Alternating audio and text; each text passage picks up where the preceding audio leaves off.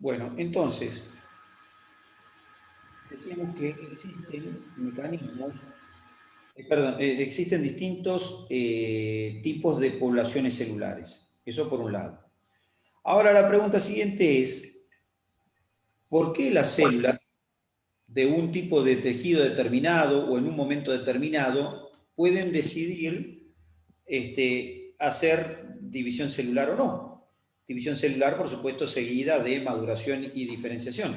¿Por qué una célula de repente se le ocurre, dice, bueno, voy a hacer división celular? ¿Puede hacer eso? No, las células no pueden hacer eso, no pueden decidir en un momento determinado qué es lo que van a hacer. Y usted me dice, bueno, pero la inflamación puede ser el estímulo, claro, pero tiene que haber un estímulo especial, un estímulo específico que yo pueda evidenciar y que sea el punto de partida de la iniciación de estos procesos de división y diferenciación celular. Efectivamente, las células que tienen la capacidad replicativa, tienen después vamos a ver con las que no tienen qué pasa. Pero ¿qué pasa con las que tienen capacidad replicativa? Las que tienen capacidad replicativa tienen en su superficie unas moléculas que son receptores específicos para ciertos factores que hacen que son específicos para ciertos factores que hacen que la célula pueda hacer algo, es decir, en este caso, dividirse. O sea que la célula no entra en división celular por casualidad, sino que entra en división celular por una cascada de mecanismos que se inicia con un factor que tiene que provenir de afuera de la célula. O sea que yo tengo la célula y la célula para poder dividirse necesita un estímulo que viene desde afuera, que toma contacto con un receptor en la superficie y eso es lo que genera una cascada de respuestas que va a terminar con la división celular. Entonces, en la superficie de las células hay receptores de distinta índole que están relacionados con la unión a factores de crecimiento, a factores que pueden originar la división celular. Por ejemplo, tenemos receptores que se llaman receptores ligados o unidos a proteína G. Tenemos receptores ligados a unas proteínas, a unas proteínas que fosforilan, o sea, quinasas, es decir, tenemos receptores con actividad quinasa. Tenemos receptores que no tienen una actividad catalítica específica, ¿está bien? Entonces, hay distintos receptores en la membrana que reconocen específicamente moléculas que están alrededor de la célula. Ahora, ¿de dónde salen esas moléculas, ¿no?, que toman contacto con los receptores? Bueno, las moléculas que toman contacto con esos receptores, en términos generales, se llaman factores de crecimiento y diferenciación celular. Y esos factores son secretados de distinta manera. ¿Y existen en los procesos inflamatorios? Sí.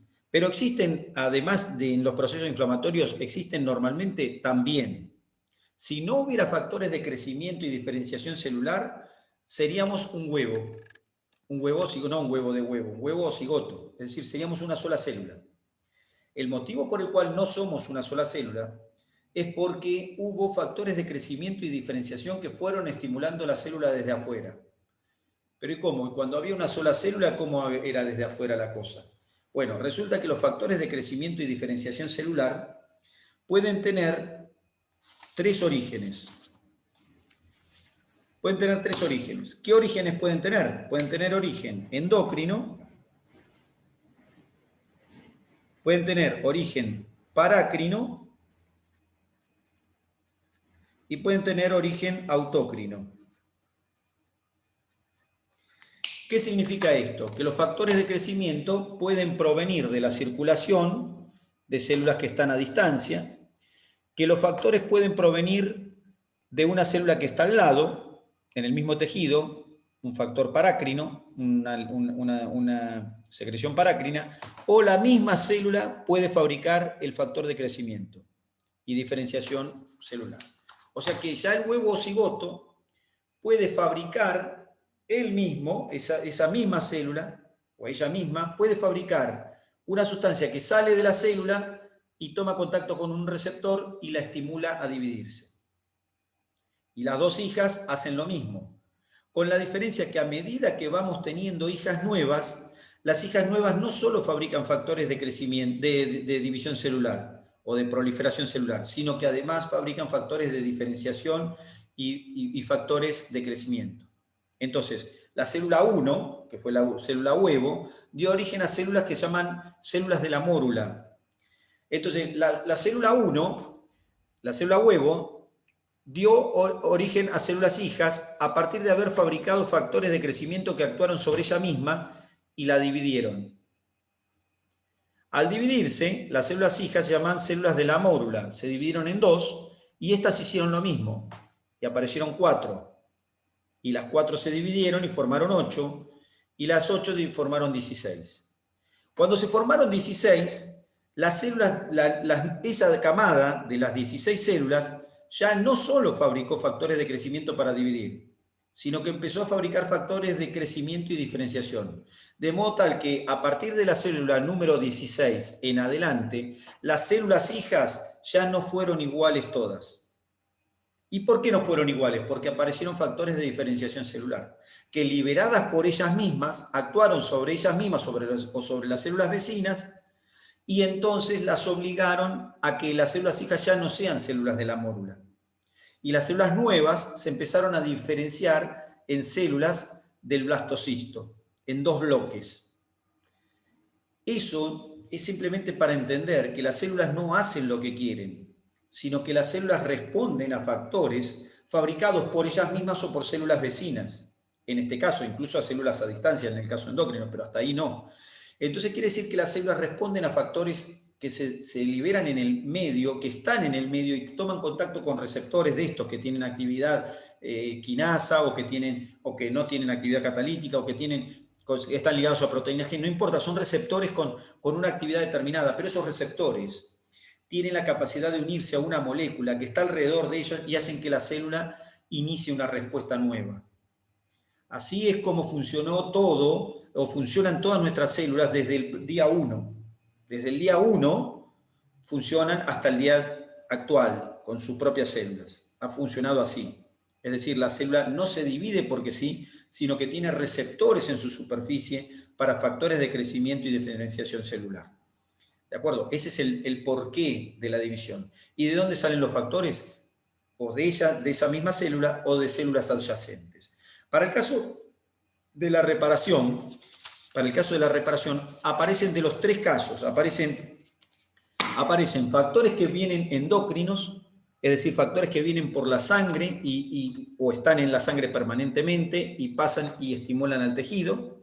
Factores de crecimiento generales, como puede ser, por ejemplo, el factor de crecimiento, el GH, el factor de crecimiento, la hormona de crecimiento, por ejemplo, una hormona de crecimiento, u otra hormona que actúe como factor de crecimiento, una insulina puede actuar como factor de crecimiento. Es decir, los factores de crecimiento pueden ser múltiples y están circulando en nuestra sangre, o bien pueden ser de origen parácrino en el tejido que se está lesionando. Los macrófagos fabrican montones de factores de crecimiento.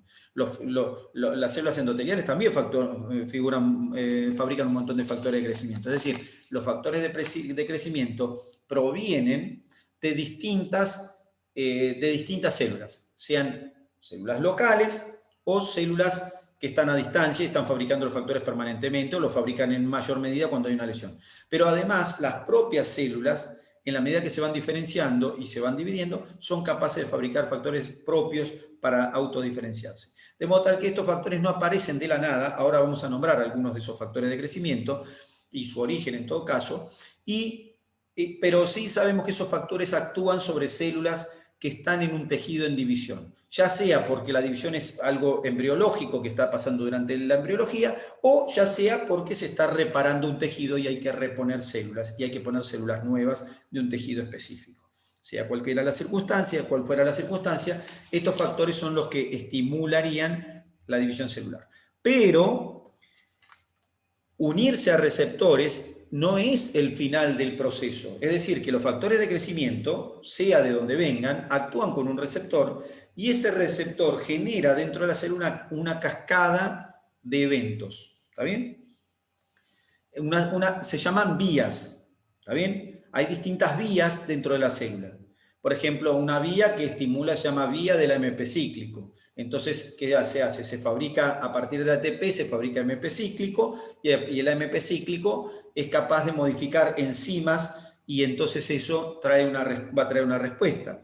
Luego hay otras formas, como son, por ejemplo, las vías de proteínas quinasa, que son fosforiladoras de otras proteínas. Es decir, existen vías relacionadas con la unión del ligando, que en este caso es un factor de crecimiento, con su receptor. O sea que viene unión de ligando con receptor y activación de una cascada o una vía.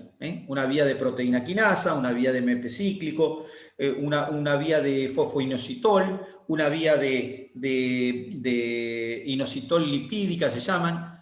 Es decir, se genera una cascada de activaciones o de respuestas dentro de la célula. Y eso tampoco es el final, porque el final consiste ¿en qué? En que las cascadas terminan formando moléculas que actúan ahora sí directamente sobre el ADN. ¿Sobre qué parte del ADN? Bueno, sobre sitios de transcripción de ADN o sobre sitios de iniciación de la duplicación del ADN. Entonces ahí termina la cascada. O sea que el proceso sería factor de crecimiento, el inicio del proceso sería factor de crecimiento uniéndose a un receptor, y el final del proceso es ADN fabricando proteínas o ADN fabricando ADN. Dos cosas que se necesitan ¿para qué? Para que aumente el material de la célula y para que haya el doble de ADN. Dos cosas necesarias para la división celular. O sea que la división celular no se produce por magia y no se produce por una cuestión azarosa, sino que se produce por una modulación muy, muy específica. Hay una modulación muy específica. ¿Está bien? Y hay incluso controladores de esa modulación. ¿Por qué es necesario tener controladores de esa modulación? Porque las células no pueden replicarse y no deben replicarse de forma espontánea y continua sin control. Si una célula pierde los controles de la replicación, entonces se puede empezar a replicar sola y eso ¿cómo se llama? Tumor. Bueno, neoplasia. Metástasis. Neoplasia. Metástasis es una neoplasia que deriva de otra. Tumor, nosotros dijimos significa bulto, está bien, no está mal en la terminología popular, pero en nuestro caso, ya ahora tumor, en vez de llamarle tumor, le llamamos neoplasia. ¿Está bien? Para ser más correctos. Está bien lo de tumor, no está mal. Después, cuando más adelante digan tumor, no hay problema. Pero ahora digo neoplasia, o sea, una neoformación. ¿Está bien? Sea benigna o maligna, no importa, pero es una neoformación. O sea que los mecanismos de regulación de la división celular tienen que ser permanentes, constantes y precisos. Y precisos. No se puede dejar librado al azar la división celular. ¿Por qué? Porque puede terminar en un desastre. Entonces, para eso están los factores de crecimiento, están los receptores de los factores de crecimiento, están los mecanismos o vías intrínsecas dentro de la célula y están los mecanismos de regulación de esas vías. ¿Se entiende? O sea que tiene que estar todo un proceso. ¿Está bien? O sea que hay todo un proceso para poder llegar a esto, que es la división celular. O sea, la célula no se va a dividir porque sí, nunca. Nunca. Siempre tiene que tener el estímulo para poder dividirse. Ya sea durante un proceso embriogénico, o sea, durante la embriogénesis, durante un proceso embriológico, donde se está produciendo un órgano, un tejido, un individuo, o ya sea en un proceso de reparación celular como el que estamos hablando. O sea que siempre necesitamos algo que esté comandando el proceso. O sea que el proceso no puede estar librado al azar. Eso quiero que quede bien claro, ¿no es cierto? Bien, entonces ahí tenemos cómo vamos regulando la división celular. Es decir, la división celular en los tejidos que pueden dividirse, que puede haber división celular, entonces en esos tejidos tiene que haber procesos relacionados con moléculas especiales, ¿de acuerdo? O sea que, nada, no hay manera de que esto se escape. Y lo mismo, la regulación, ¿no es cierto? Hay cascadas dentro de la célula, hay cascadas especiales, con unas proteínas que se llaman ciclinas, que están encargadas de modular la respuesta dentro de la célula, para que la célula no se desboque, ¿está bien? Entonces hay ciclinas que están relacionadas con eso, con el control, ¿está bien? Y hay proteínas que están, hay puntos de control, incluso hay puntos de control para acelerar o retrasar la respuesta. Y por último, respecto de esto, así como hay regulación en más, también hay regulación en menos. Hay factores inhibidores del crecimiento. O sea que hay factores que trabajan como el factor estimulador del crecimiento, ciertos factores de crecimiento, pero que tienen la función inversa. Es decir, tienen como función el detener o retrasar los procesos de división celular. ¿De acuerdo? O anular esos procesos. ¿Está bien? Es decir, que hay también factores inhibidores del crecimiento, que están destinados justamente también a evitar la proliferación excesiva.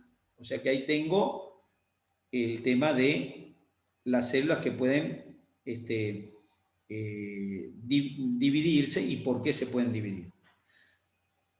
Bueno, ahora, ¿cuáles son los factores del crecimiento? ¿Cuáles son los factores de crecimiento?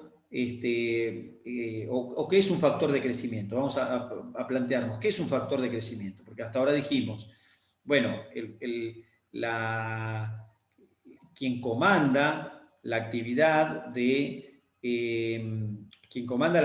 la división celular, de cómo se produce la división o cómo va a ser la división, es el factor de crecimiento, uniéndose a un receptor, generando una cascada de respuesta que termina en el núcleo celular, bien, en el ADN, fenómeno.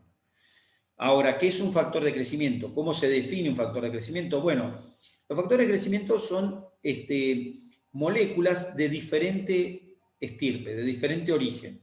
Es decir, los factores de crecimiento no se originan todos en el mismo tejido, ni son todos iguales, ¿está bien? Entonces, generalmente son proteínas, ¿está bien? Son proteínas pequeñas o polipéptidos, son proteínas chiquititas, o proteínas pequeñas que tienen la capacidad de unirse a un receptor. Entonces son proteínas pequeñas que tienen la capacidad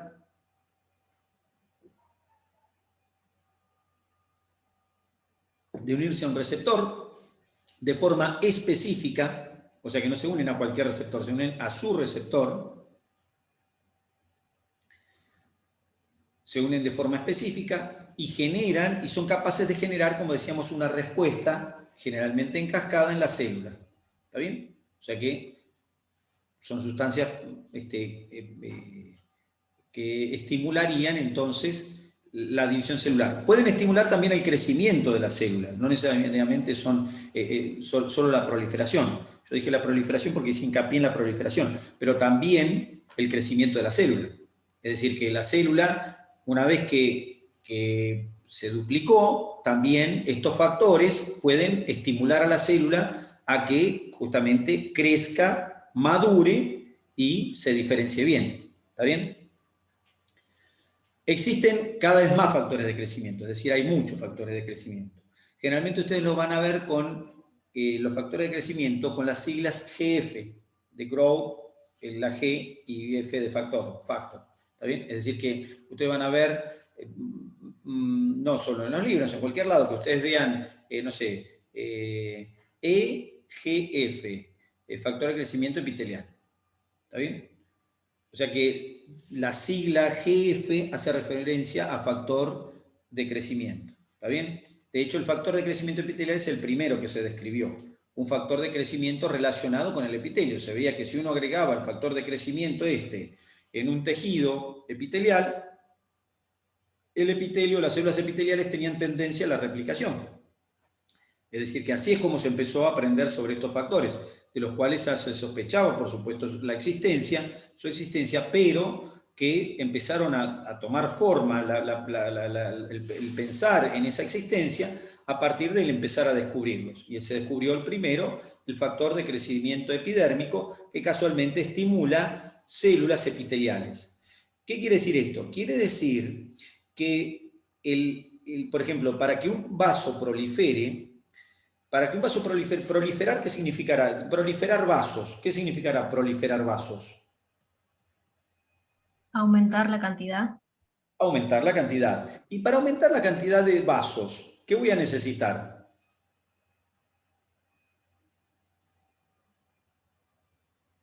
Factores de crecimiento. Bueno, voy a necesitar factores de crecimiento, pero específicamente para que haya un vaso sanguíneo, ¿de qué está hecho un vaso sanguíneo? Endotelio.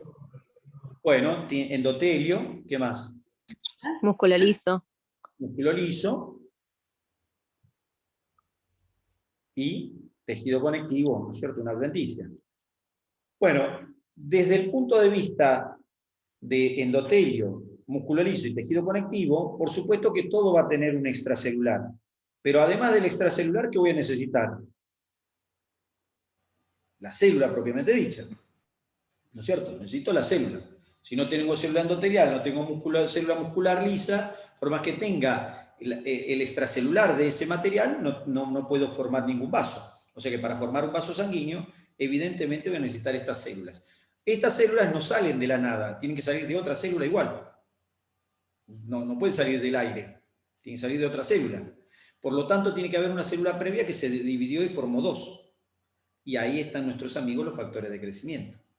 Entonces, el factor de crecimiento epidérmico sirve, entre otras cosas, para que el endotelio, el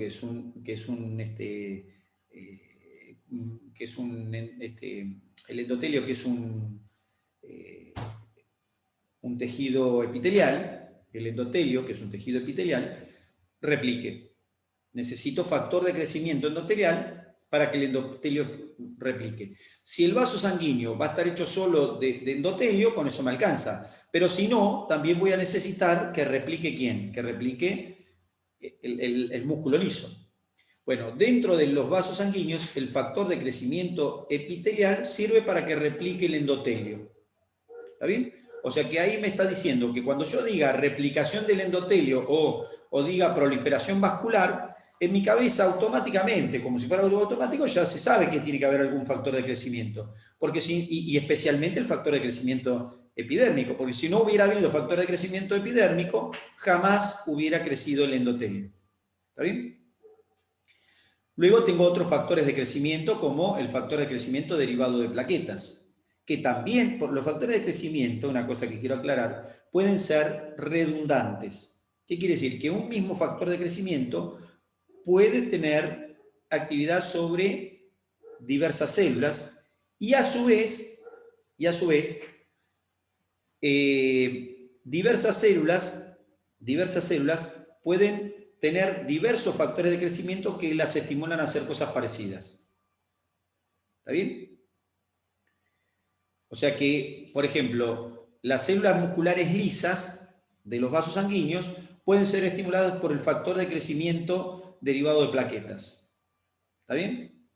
Pero hay otros factores de crecimiento, por ejemplo, el factor de crecimiento, el factor transformador de crecimiento, se llama así, TGF, también puede afectar la proliferación de estas células musculares lisas. O sea que una misma célula puede tener varios factores de crecimiento que la induzcan a hacer cosas similares. Y a su vez, un factor de crecimiento puede actuar sobre varias células para tener actividades. Por ejemplo, el factor de crecimiento derivado de plaquetas, que también se describió inicialmente relacionado con las plaquetas, o sea, como un factor de crecimiento fabricado por las plaquetas, después se vio que el endotelio también lo puede fabricar, pero el factor de crecimiento derivado de plaquetas, por ejemplo, estimula la proliferación de los fibroblastos y del músculo lisovascular. O sea que actúa sobre los dos. Actúa sobre el músculo lisovascular, pero también sobre los fibroblastos. Y a los dos los induce a proliferar, incluso a migrar, los induce a que se muevan, ¿sí? Y a migrar y a proliferar. Quiere decir que los factores de crecimiento que los factores de crecimiento pueden tener sobre varias células una actividad, puede ser similar para este caso, ¿está bien? Podría ser no similar, ¿está bien? O sea que los factores de crecimiento pueden actuar sobre varias células. El factor de crecimiento, entonces, derivado de fibroblastos, derivado de plaquetas, entonces lo fabrican las plaquetas, lo fabrica el endotelio, pero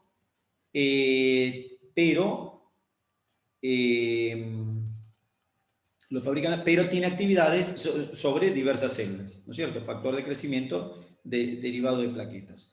O tenemos el factor de crecimiento de fibroblastos. El factor de crecimiento de fibroblastos justamente estimula a la proliferación de fibroblastos. ¿Quién fabrica el factor de crecimiento de fibroblastos? Bueno, lo pueden fabricar varias células blancas activadas. Le hace macrófago, le hace principalmente el macrófago, pero también los polimorfos nucleares también pueden fabricar factor de crecimiento de fibroblastos. ¿De acuerdo? Entonces, factor de crecimiento de fibroblastos. También el factor de crecimiento de fibroblastos actúa sobre el músculo lisovascular. O sea que la actividad de los factores de crecimiento, digamos, es múltiple. Ahí lo que les estoy dando son ejemplos de factores de crecimiento, ¿no es cierto? Y algunas actividades de ellos. Pero hay decenas de estos. No, lo que me interesa a mí, más que nada, es el concepto de factor de crecimiento. El concepto de una estructura molecular que es secretada por células locales o incluso a veces a distancia y que tienen la capacidad de estimular células para que éstas tengan una respuesta, ya sea de proliferación celular o alguna respuesta de maduración de la célula o incluso de actividad de la propia célula. ¿Está bien? Los factores de crecimiento. ¿Está bien? De hecho, el factor de crecimiento de fibroblastos puede estimular incluso la eritropoyesis, por ejemplo, que no tiene que ver con reparación ni con nada. Estimular la eritropoyesis, la división de células de estirpe roja, yo diría hematopoyesis, porque también de estirpe blanca. ¿Está bien? O sea que estimula hematopoyesis. O sea que tienen distintas propiedades, pero todas tienen que ver con eso, con diferenciación, con división celular, con maduración, ¿está bien? O con un trabajo específico. Bueno. Factor de crecimiento, otro vamos a mencionar, el derivado de endotelio, factor de crecimiento derivado de endotelio, no el factor de crecimiento endotelial, sino factor de crecimiento derivado de endotelio. ¿Está bien? Y ese factor de crecimiento derivado de endotelio, estimula la proliferación del endotelio y de los linfáticos, ¿está bien? De las células que están de las células epiteliales de los linfáticos, ¿está bien? De hecho, produce hiperplasia en los vasos linfáticos, el factor de crecimiento derivado de endotelio.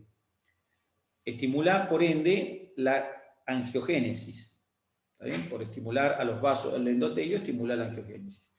Bueno, hay factores de crecimiento, hay un montón.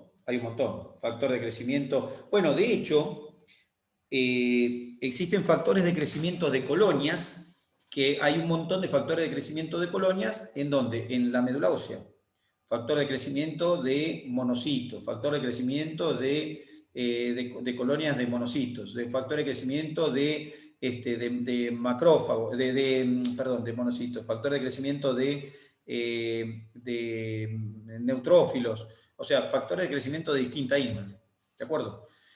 Y por último, aclaro que aparte de estos factores de crecimiento que tienen el nombre GF, existen algunas moléculas que tienen propiedades de factor de crecimiento, como son algunas citocinas, ¿de acuerdo? El factor de necrosis tumoral es un ejemplo bien claro, o sea que existen citocinas que tienen la capacidad de actuar como factores de crecimiento. Entonces, conclusión de esto, las células no se dividen ni se diferencian porque sí, sino que lo hacen por acción de factores de crecimiento que actúan sobre los receptores que tienen esas células específicamente en sus cubiertas celulares, y esos receptores son específicos para ese factor de crecimiento, y lo que se desencadena es una respuesta que termina siempre en el núcleo celular con aumento de la síntesis de una proteína de proteínas determinadas. Cuando uno dice aumento de proteínas determinadas, está hablando de la función de la célula, porque las proteínas ya sea enzimáticas, de transporte, de sostén, de lo que fuera, siempre son la función celular.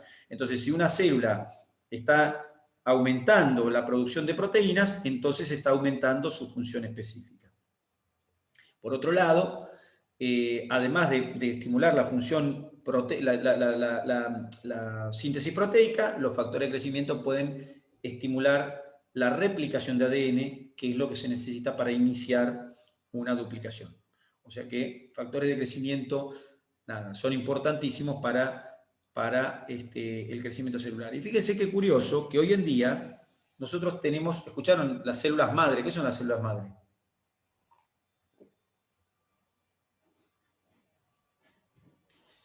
Contesten, ¿qué son las células madre? ¿Qué son las células madre? Pero la madre. Una célula madre. ¿Cómo? ¿Dónde hay células madre? ¿Dónde hay células madre? Eso suelen saber. En la placenta. Creo que. En la placenta madre, sí. ¿Y dónde más? En la médula ósea hay células madre. En el cordón umbilical, por supuesto. Pero en nuestra médula ósea hay células madre. Y hay células madre en realidad en todo el cuerpo. Pero estos son los lugares donde mayores concentraciones hay. ¿Y qué es una célula madre? Es una célula pluripotencial. ¿Y qué significa que es una célula pluripotencial? Puede dar origen a diferentes tipos de células porque todavía no tiene como que una actividad definida. O sea que es una célula Indiferenciada. indiferenciada. Son células indiferenciadas. En realidad no son totalmente indiferenciadas la mayoría porque ya alguna diferenciación tienen. Por ejemplo, una célula madre que está en la médula ósea es una célula madre de la médula ósea. Puede dar origen a muchas células, pero sigue siendo una célula madre de origen de la médula ósea. ¿Cuál es la célula madre que es totalmente indiferenciada?